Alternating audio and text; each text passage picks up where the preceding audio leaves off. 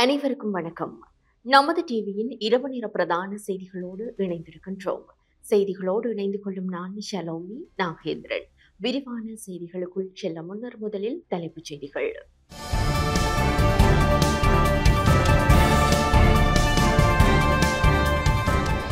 அமைச்சர் பிமல் ரத்நாயக்கவின் கருத்துக்கு ஸ்ரீதரன் எம்பி கடும் கண்டனம்.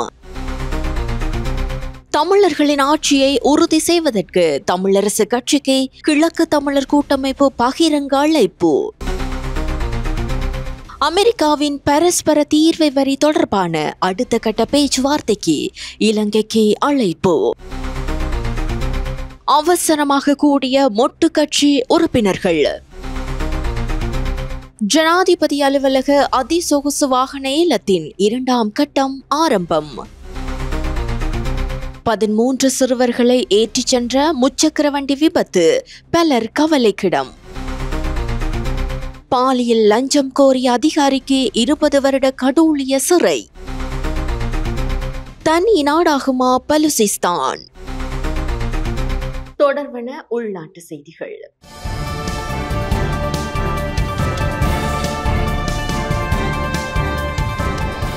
இலங்கை தமிழரசு கட்சி உள்ளூராட்சி மன்ற தேர்தலில் வெற்றி பெறுவதற்காக கசிப்பு வழங்கியதாக அமைச்சர் பிமல் ரத்நாயக்க கூறிய கருத்தை தான் வன்மையாக கண்டிப்பதாக பாராளுமன்ற உறுப்பினர் சிவஞானம் ஸ்ரீதரன் தெரிவிக்கின்றார். மிக முக்கியமாக நேற்றைய தினம் இந்த நாடாளுமன்ற உயர்ந்த சபையிலே இந்த நாட்டுடைய அமைச்சர் பிமல் ரத்நாயக்கா அவர்கள் தெரிவித்த ஒரு கருத்துக்கு நான் ஒரு பதிலீடு செய்ய வேண்டிய தேவை எங்களுக்கு இருக்கிறது. நடந்து முடிந்த ஊராட்சி மன்ற தேர்தல் தொடர்பிலே இலங்கை தமிழரசு கட்சி கசிப்பை வழங்கி பணத்தை வழங்கித்தான் இந்த தேர்தலிலே வென்றதாக பிமல் ரத்நாயக்கா அவர்கள் நேற்று ஒரு பதிவை இந்த உயர்ந்த சபையிலே மேற்கொண்டிருந்தார். அவருடைய இந்த பதிவை நான் வன்மையாக கண்டிக்கிறேன். அவர் அந்த பதிவை மீளப்பெற வேண்டும். உண்மையாக ஒரு நியாயமான ஜனநாயகவாதியாக இருந்தால் அவர் அரசியல் ரீதியாக காழ்ப்புணர்ச்சியற்ற இனவாதமற்ற ஒரு அரசியலை இந்த நாட்டிலே அவர் செய்ய விரும்புகிறார் என்றால், இனங்களை மதிக்கிறார் என்றால் தன்னுடைய அந்த கருத்தை அவர் மீளப்பெற வேண்டும் என்பதை நான் இந்த இடத்திலே பதிவு செய்கிறேன். மிக முக்கியமாக 1940களில் கௌரவ பிரதி சபாநாயகர்களே உங்களுக்கு தெரியும், தமிழர்களுடைய தேசிய தந்தை செல்வநாயகம் அவர்களால் உருவாக்கப்பட்டு 2004ஆம் ஆண்டுகளில் மீண்டும் 27 வருடங்கள் கிடப்பில் இருந்த இலங்கை தமிழரசு கட்சியை தமிழர்களின் தேசிய தலைவர் பிரபாகரன் அவர்கள் வெளியிலே கொண்டு வந்து ஒரு அடையாளமாக தரப்பட்ட கட்சி. ஒரு காலமும் இலங்கை தமிழரசு கட்சி யாருக்கும் மதுவை வாங்கி கொடுப்பதோ அல்லது மதுவுக்கான அனுமதிகளை பெறுவதோ அல்லது மதுசாலைகளை திறப்பதற்கோ சம்மதம் தெரிவித்த ஒரு கட்சியும் அல்ல, அதற்காக உடந்தையாக இருந்த கட்சியும் அல்ல. அதேபோல நாங்கள் பணம் வழங்கி ஒரு காலமும் வாக்கு பெற்றவர்கள் அல்ல. ஒரு தேசிய இனத்தினுடைய தமிழ் தேசிய இனத்தினுடைய அடையாளத்தை, அவர்களுடைய இருப்பை, அவர்கள் இந்த மண்ணிலே வாழ வேண்டியதற்கான வாழ்க்கை முறையை இழந்து போன இறமையை மீட்பதற்காக போராடுகின்ற ஒரு தனித்துவமான இனத்தினுடைய ஒரு விடுதலை இயக்கம்தான் இலங்கை தமிழரசு கட்சி. தமிழர்களின் ஆட்சியை உறுதி செய்வதற்கு தமிழரசு கட்சிக்கு கிழக்கு தமிழர் கூட்டமைப்பு பகிரங்க அழைப்பு விடுத்துள்ளது. கிழக்கு தமிழர் கூட்டமைப்புக்கு மக்கள் வழங்கிய ஆணையின் அடிப்படையில் தமிழர்கள் ஆட்சியினை உறுதி செய்வதற்காக, இணைந்து செயற்படுவதற்காக இலங்கை தமிழரசு கட்சிக்கு பகிரங்கமாக நாங்கள் அழைப்பு விடுக்கின்றோம். இன்று இடம்பெற்ற கிழக்கு தமிழர் கூட்டமைப்பின் விசேட கலந்துரையாடலில் இந்த தீர்மானம் மேற்கொள்ளப்பட்டது. அதன் அடிப்படையில் உங்களுக்கு தெரியும், மட்டக்களப்பு மாவட்டத்தின் 2 வட்டாரங்கள், தமிழர்களின் வட்டாரங்கள் இருக்கின்ற ஏறாவூர் நகர சபையில் 2 வட்டாரங்களையும், எல்லைப்புறத்தில் இருக்கின்ற வட்டாரங்கள், அதில் கிழக்கு தமிழர் கூட்டமைப்பு வெற்றி பெற்றிருக்கின்றது. அதே போன்று மிக தேவையுடன் இருக்கின்ற வாகரை பிரதேசத்திலும் கிழக்கு தமிழர் கூட்டமைப்பு அதிகமான வாக்குகளை பெற்று அதிகமான ஆசனங்கள் 7 ஆசனங்களை பெற்றிருக்கின்றது. அதன் அடிப்படையில் மக்களின் ஆணைக்கு மதிப்பளித்து தனிப்பட்ட அல்லது கட்சி நலன் சார்ந்த விருப்பு வெறுப்புகளுக்கு அப்பால் அனைவரும் ஒன்றாக கிழக்கு மாகாணத்தில் பயணிக்க வேண்டும் என்ற தேவையினை மக்கள் உணர்த்தியிருக்கின்றார்கள். அந்த அடிப்படையில் இலங்கை தமிழரசு கட்சிக்கு கிழக்கு தமிழர் கூட்டமைப்பு ஆட்சியை உறுதி செய்வதற்காக, தமிழரின் ஆட்சியை உறுதி செய்வதற்காக பகிரங்கமான அழைப்பு எடுக்கின்றோம்.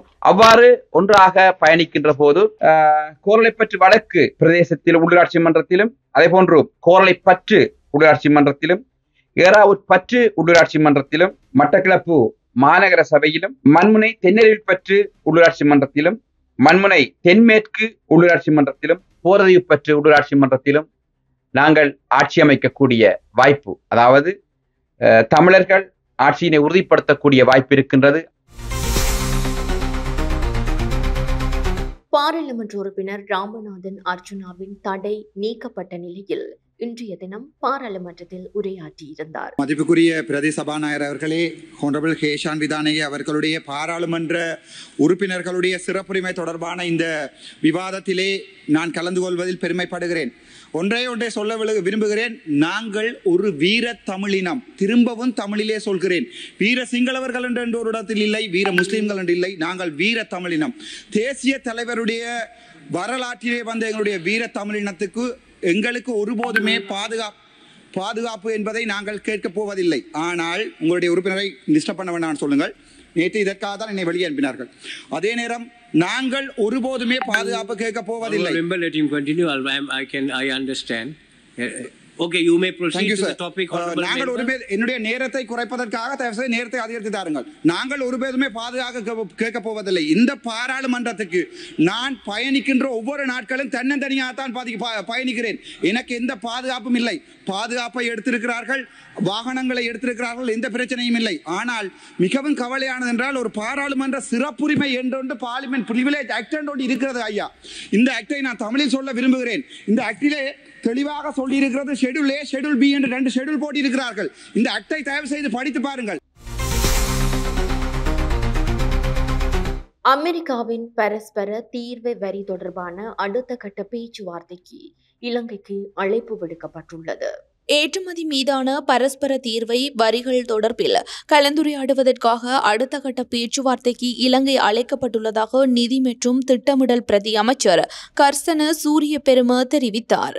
இலங்கை அமெரிக்காவுடன் சரியான நேரத்தில் பேச்சுவார்த்தையில் ஈடுபட முடிந்ததால் இப்பேச்சுவார்த்தையில் திருப்திகரமான முன்னேற்றம் ஏற்பட்டுள்ளதாக அவர் தெரிவித்தார். கடந்த ஏப்ரல் மாதம் 2ஆம் திகதி அமெரிக்க ஜனாதிபதி டொனால்ட் ட்ரம்ப் 180 நாடுகளுக்கு வர்த்தக வரியை அறிவித்தார். அதன்படி அமெரிக்காவிற்கான இலங்கை ஏற்றுமதிக்கு 40% வரி அறவிடப்பட்டது. பின்னர் சீனாவை தவிர ஏனைய நாடுகளுக்கு விதிக்கப்பட்ட பரஸ்பர தீர்வை வரியை 90 நாட்களுக்கு இடைநிறுத்துவதாக அமெரிக்க ஜனாதிபதி டொனால்ட் ட்ரம்ப் தெரிவித்தார். இதனை அடுத்து இலங்கை பிரதிநிதிகள் அமெரிக்கா சென்று பேச்சுவார்த்தையில் ஈடுபட்டதாக அரசாங்கம் தெரிவித்திருந்தது. இந்த பேச்சுவார்த்தை மூலம் அமெரிக்காவுடன் ஒரு சிறந்த ஒப்பந்தத்தை மேற்கொள்வதற்கான அடுத்த கட்ட பேச்சுவார்த்தை ஆரம்பிக்கப்பட்டதாக அமைச்சர் கர்சன சூரியபெரும தெரிவித்தார். அமெரிக்க வர்த்தக பிரதிநிதி அலுவலகத்துடனான 2 கலந்துரையாடல்களை இலங்கை வெற்றிகரமாக நிறைவு செய்துள்ளதுடன் தற்போது அடுத்த கட்ட பேச்சுவார்த்தைக்கு இலங்கை அழைக்கப்பட்டுள்ளதாகவும் அமைச்சர் மேலும் தெரிவித்தார். ஜனாதிபதி அலுவலகத்தின் அதிசொகுசு வாகன ஏலத்தின் 2ஆம் கட்டம் ஆரம்பிக்கப்பட்டுள்ளது. ஜனாதிபதி அலுவலகத்திற்குரிய 27 சொகுசு வாகனங்கள் மற்றும் பாவனையிலிருந்து ஒதுக்கப்பட்ட வாகனங்களை விற்பனை செய்வதற்கான 2ஆம் கட்டத்தின் கீழ் விலை மனு கோரப்பட்டுள்ளது. விற்பனைக்கு உள்ள வாகனங்களில் 1991 முதல் 2016 வரை பல்வேறு ஆண்டுகளில் தயாரிக்கப்பட்ட வாகனங்கள் இதில் அடங்குகின்றன. இது தொடர்பான டெண்டர் ஆவணங்களை மே 14ஆம் தேதி வரை அலுவலக நாட்களில் காலை 9 மணி முதல் பிற்பகல் 3 மணி வரை ஜனாதிபதி செயலக செமா கட்டடத்தின் 2வது மாடியில் பெற்றுக்கொள்ளலாம். மே 14ஆம் தேதி வரை இலக்கம் 93 ஜாவத்தை வீதியில் அமைந்துள்ள சலுசல நிறுவன வளாகத்தில் இந்த வாகனங்களை பரீட்சிப்பதற்கு வாய்ப்பு வழங்கப்பட்டுள்ளது. ஜனாதிபதி அலுவலகத்தின் அதிசொகுசு வாகன ஏலத்தின் முதல் கட்டத்தின் கீழ் முன்னதாக 14 சொகுசு வாகனங்கள், பாவனையிலிருந்து ஒதுக்கப்பட்ட 6 வாகனங்கள் மற்றும் வாகன உதிரி பாகங்கள் ஏலம் விடப்பட்டன. அரசாங்க செலவினங்களை குறைத்து நிதி பொறுப்புணர்வை ஊக்குவிக்கும் நோக்கத்துடன் இந்த வாகனங்களை விற்பனை செய்ய முடிவு செய்யப்பட்டுள்ளது. முதற்கட்ட ஏலத்தில் 9 டிபெண்டர் ரக ஜீப் வாகனங்கள் உட்பட பல்வேறு வகையான 15 வாகனங்கள் விற்கப்பட்டன. இந்த வாகனங்கள் ஜனாதிபதி அலுவலகத்தின் நிரந்தர உத்தியோகத்தர்களுக்கு வழங்கப்பட்ட வாகனங்கள் அல்ல என்பதோடு அரசியலமைப்பின் 41வது பிரிவின் கீழ் முன்னாள் ஜனாதிபதியால் நியமிக்கப்பட்ட ஆலோசகர்கள் மற்றும் உத்தியோகஸ்தர்களினால் பயன்படுத்தப்பட்ட வாகனங்களாகும்.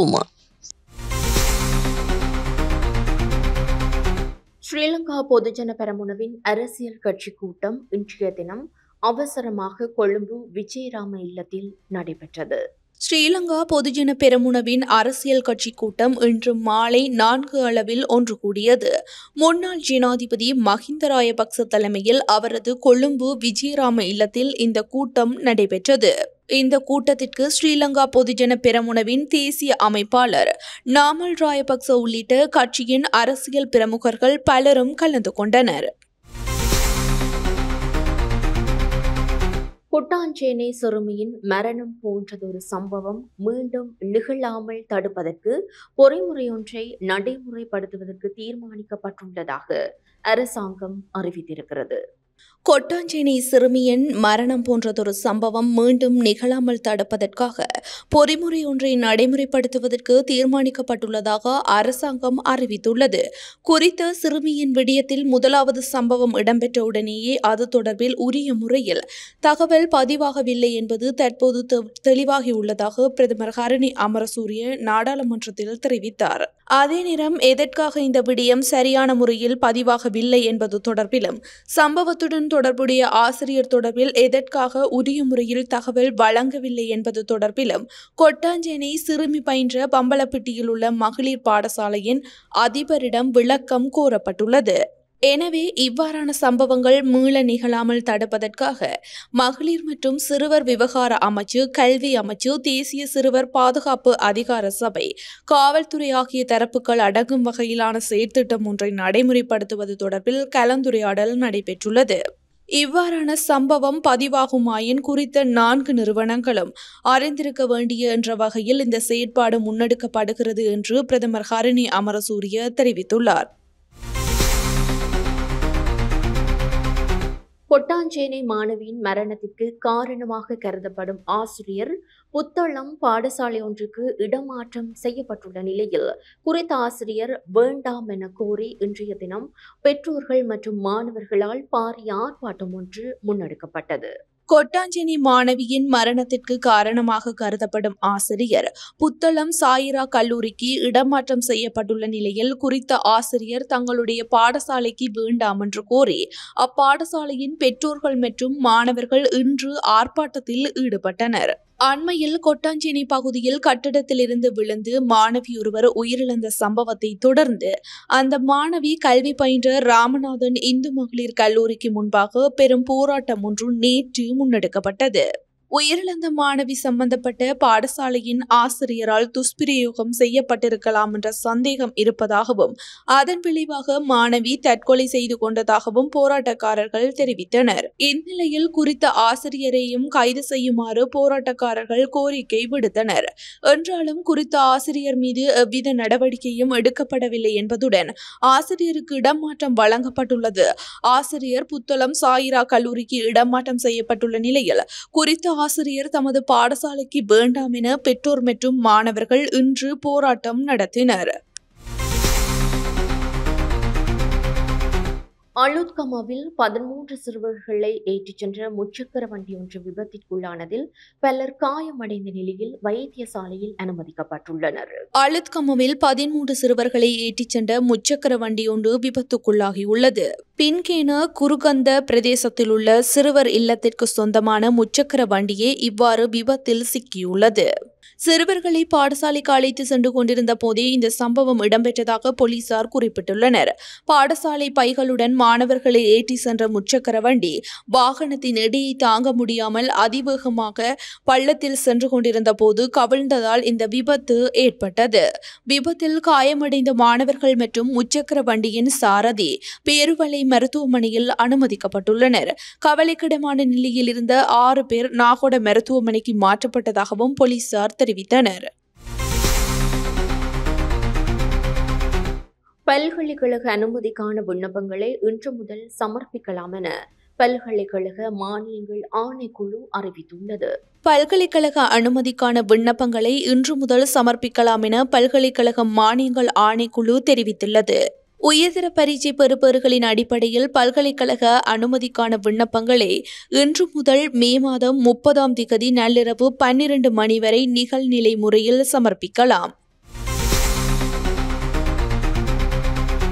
வெஷாக் பௌர்ணமி போயா தினத்தை முன்னிட்டு நாட்டில் உள்ள அனைத்து மதுபான சாலைகளும் 3 நாட்களுக்கு மூடப்படுகின்றன. வெசாக் பௌர்ணமி போயா தினத்தை முன்னிட்டு உரிமம் பெற்ற அனைத்து மதுபான விற்பனை நிலையங்களும் மே 12 முதல் மே 14 வரை மூடப்பட வேண்டும் என மதுவரி திணைக்களம் தெரிவித்துள்ளது.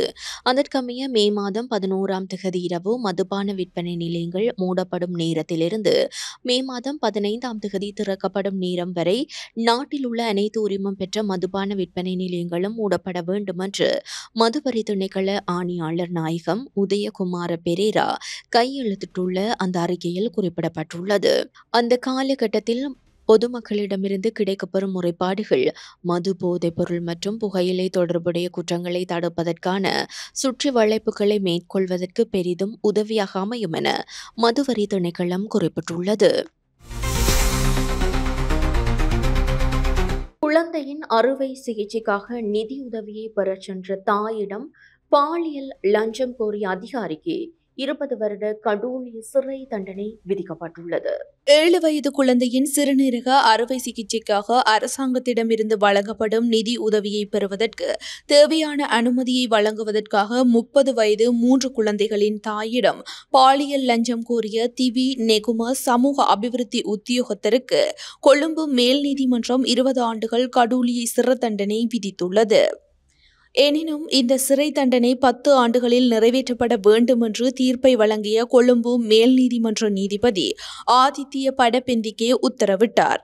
இது தவிர பிரதிவாதியின் வாக்குரிமை உட்பட சிவில் உரிமைகள் ரத்து செய்யப்படுவதாகவும் இதனை தேர்தல் ஆணையாளருக்கு அறிவிக்குமாறும் நீதிபதி உத்தரவிட்டார். மேலும் பிரதிவாதிக்கு 20,000 ரூபாய் அபராதமும் விதிக்கப்பட்டுள்ளது. தீர்ப்பை வழங்கிய நீதிபதி அரச உத்தியோகத்தராக இருந்து கொண்டு இவ்வாறு பாதிக்கப்பட்ட பெண்ணிடம் பாலியல் லஞ்சம் கோரியது எந்த வகையிலும் ஏற்றுக்கொள்ள முடியாது என்று குறிப்பிட்டார். இந்த குற்றத்தின் தீவிர தன்மையை கருத்தில் கொண்டு லேசான தண்டனை விதிக்க முடியாதென்றும் அதன்படி இந்த தண்டனை விதிக்கப்படுவதாகவும் நீதிபதி தெரிவித்தார். 2015 மார்ச் 31 அன்று சிறுநீரக நோயால் பாதிக்கப்பட்ட தனது 7 வயது குழந்தைக்கு அறுவை சிகிச்சை செய்ய அரசாங்கத்தின் நிதியுதவியை பெறுவதற்கு அனுமதி வழங்குவதற்காக 3 குழந்தைகளின் தாயிடம் பாலியல் லஞ்சம் கோரி அவரை திஸ்ஸ மகாராம பகுதியில் உள்ள விடுதியொன்றிற்கு அழைத்து சென்றபோது பிரதிவாதி லஞ்ச ஒழிப்பு ஆணைக்குழு அதிகாரிகளால் கைது செய்யப்பட்டார். பின்னர் இந்த சந்தேக நபருக்கு எதிராக கொழும்பு மேல் நீதிமன்றத்தில் குற்றப்பத்திரிகை தாக்கல் செய்யப்பட்டது. நீண்ட விசாரணைகளுக்கு பிறகு தீர்ப்பை வழங்கிய மேல் நீதிமன்ற நீதிபதி முறைப்பாட்டாளரால் முன்வைக்கப்பட்ட குற்றச்சாட்டுகள் நியாயமான சந்தேகத்திற்கு அப்பால் நிரூபிக்கப்பட்டுள்ளதாக உத்தரவிட்டார். அதன்படி இந்த தண்டனை விதிக்கப்படுவதாகவும் நீதிபதி தனது தீர்ப்பில் குறிப்பிட்டார். டேன் பிரியசாத் கொலை வழக்கு தொடர்பாக கைது செய்யப்பட்டு விளக்கமறியலில் வைக்கப்பட்டுள்ள 2 சந்தேக நபர்கள் அடையாளம் காணப்பட்டுள்ளனர். டான் பிரியசாத் கொலை வழக்கு தொடர்பாக கைது செய்யப்பட்டு விளக்கமறியலில் வைக்கப்பட்டிருந்த 2 சந்தேக நபர்கள் இன்று கொழும்பு மாவட்ட நீதிமன்றத்தில் நடைபெற்ற அடையாள அணிவகுப்பில் சாட்சிகளால் அடையாளம் காணப்பட்டனர். கொழும்பு மேலதிக மாவட்ட நீதிபதி கர்சன கெகுனுவெலவின் உத்தரவின்படி இந்த அடையாள அணிவகுப்பு இன்று நடைபெற்றது. இதன்போது 3 சாட்சிகள் இந்த 2 சந்தேக நபர்களையும் அடையாளம் காட்டியதாக நீதிமன்றத்திற்கு தெரிவிக்கப்பட்டது. இதனைத் தொடர்ந்து சந்தேக நபர்கள் சார்பில் ஆஜரான சட்டத்தரணி நீதிமன்றத்தில் வாதிடுகையில் இந்த விசாரணை தவறான பாதையில் செல்வதாக குறிப்பிட்டார். கைது செய்யப்பட்ட 2 சந்தேக நபர்களும் இந்த சம்பவத்துடன் எவ்விதத்திலும் தொடர்பு இல்லாதவர்கள் என்றும் உண்மையான துப்பாக்கிதாரிகள் வெளியில் சுதந்திரமாக இருப்பதாகவும் அவர் தெரிவித்தார். அடையாள அணிவகுப்புக்கு அழைக்கப்பட்ட சாட்சிகளில் 2 இரண்டாவது சந்தேக நபரின் உறவினர்கள் என்று குறிப்பிட்ட சட்டத்தரணி சந்தேக நபரை நன்கு அறிந்த உறவினர்கள் 2 அவரை அடையாளம் காண அணிவகுப்புக்கு அழைக்கப்பட்டது சட்ட விரோதமானது என்று வாதிட்டார். எனினும் விசாரணைகளை மேற்கொள்ளும் மேல் மாகாண தெற்கு விசேட விசாரணை பிரிவின் அதிகாரி நீதிமன்றத்தில் தெரிவிக்கையில் சாட்சிகளின் வாக்குமூலங்களை பதிவு செய்த பின்னர் மற்றும் சிசிடிவி காட்சிகளின் அடிப்படையில் பெறப்பட்ட தகவல்களின் மூலம் இந்த சந்தேக நபர்கள் கைது செய்யப்பட்டதாக கூறினர். இந்த சம்பவம் தொடர்பான விசாரணைகள் தொடர்ந்து நடைபெறுவதாகவும் அவர் தெரிவித்தார். இதனைத் தொடர்ந்து சந்தேக நபர்களை எதிர்வரும் 23ஆம் திகதி வரை விளக்கமறியலில் வைக்க உத்தரவிடப்பட்டது. இனி தொடர்வது சர்வதேச செய்தி.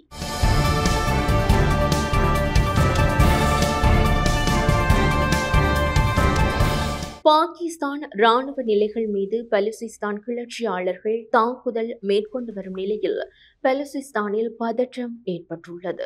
பாகிஸ்தான் கிழக்கில் இந்தியாவின் தாக்குதலை எதிர்கொண்டு வரும் சூழலில் மேற்கில் பலுசிஸ்தான் கிளர்ச்சியாளர்களின் தாக்குதலை எதிர்கொண்டு வருகின்றது. பாகிஸ்தானிடமிருந்து தனி நாடு கோரும் பலுசிஸ்தான் பிரிவினைவாதிகள் இந்தியாவின் தாக்குதலை சாதகமாக பயன்படுத்தி பாகிஸ்தானுக்கு நெருக்கடி கொடுத்து வருகின்றனர்.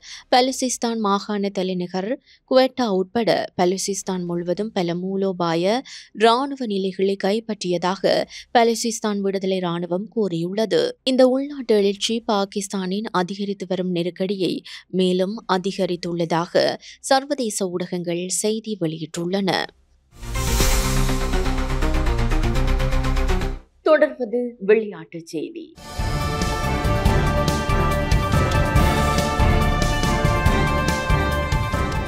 ஆபரேஷன் சிந்தூர் நடவடிக்கை காரணமாக இந்தியன் பிரீமியர் லீக் தொடர் கால வரையறையின்றி ஒத்திவைக்கப்பட்டுள்ளது. இந்தியன் பிரீமியர் லீக் 2025 கிரிக்கெட் தொடர் கால வரையறையின்றி இடைநிறுத்தப்பட்டுள்ளது.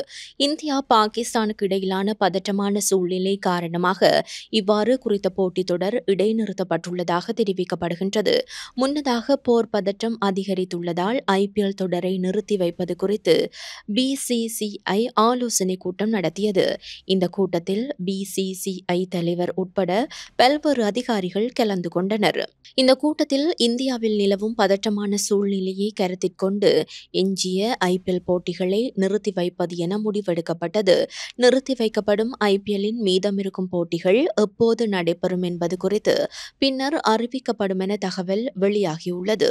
இதற்கிடையில் தற்போது நடைபெற்று வரும் பாகிஸ்தான் சூப்பர் லீக் கிரிக்கெட் தொடரை பாதியில் நிறுத்தி மீதமுள்ள போட்டிகளை ஐக்கிய அரபு அமீரகத்தில் நடத்த பாகிஸ்தான் கிரிக்கெட் சபை முடிவு செய்துள்ளது. இத்துடன் நமது டிவியின் அனைத்து பிரதான செய்திகளும் நிறைவு பெறுகின்றன. எமது அடுத்த பிரதான செய்திகளை நாளை எதிர்பாருங்கள். மேலதிக செய்திகளை அறிந்து கொள்ள நமது LK.com எனும் எமது இணையதளத்திற்குள் பிரவேசியுங்கள். அத்துடன் நமது டிவி எனும் யூடியூப் தளத்தினையும் சப்ஸ்கிரைப் செய்யுங்கள். வணக்கம்.